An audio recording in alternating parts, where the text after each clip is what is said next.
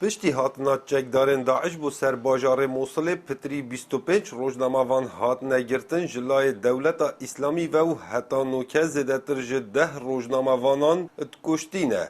Evên din jimarek ji wan bêserûşînin û jimareka herekêm li saziyên ragihandinê kar dikin evên comocolên çekdarên Daesh bi başî dabezînin. Ev rojnamevanekê bajarê Mosulê û piştî hatina Daesh zêdetir ji salekê di nava bajarê Mosul de bû.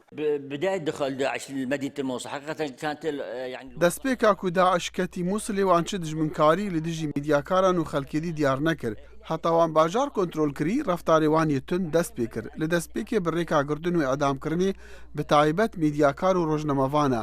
Lêgelek ji rojnamevana revîn berî bên girtin. Min xwe rizgar kir û geştim Herêma Kurdistanê.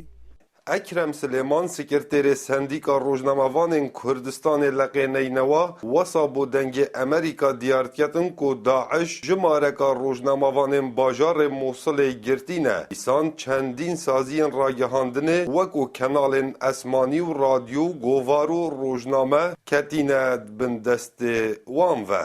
نزیکی 25 روزنامه‌وان هاتنه گرتن، 18 حتی 12 روزنامه‌وان هاتنه کشتن سردست گروپن داعش و دهندی حتی ابرو چارنویسه و دیارنینه و یندی الجلوه شلکن جل او دزگاین راگهاندن او داعش بردوامی کارو چالکیت خود با دزگاه بردوام بید. هجی گوتنه کو 4 kanalên اسمانی کتنه دست داعش، 2 kanal الموصلیه و سم الموصل هاتنا صوتن بتمامی. Bi gorey ewan data û amarên Sendîka Rojnamevanên Kurdistanê Leqêneynewa dayne dengê Amerîka ku ji sala 2003 da heta dehî meha şeşa 2014 44 rojnamevan li bajarê Mosulê hatbûne tîrorkirin û kuştin. Her wesa piştî hatina Daesh bû ser bajarê Mosulê zêdetir ji 420 endamên Sendîka Rojnamevanên Kurdistanê Leqê Mosul hatîne Herêma Kurdistanê wek aware zêdebarî 8 endamên Sendîka Rojnamevanên Iraqê.